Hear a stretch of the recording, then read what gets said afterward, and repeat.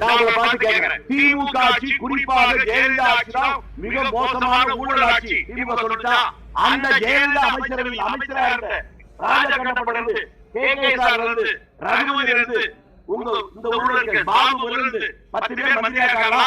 இதே முதலமைச்சர் கரூரில் எங்க ஊர் குடித்தலையிலையும் தமிழ்நாட்டிலே வரலாற்றிலே இவ்வளவு மோசமான ஒரு ஊழல் பேர் கிடையாது, இவரை விடவே கூடாது அப்படின்னு யாரை சொன்னாரு? செந்தில் பாலாஜி.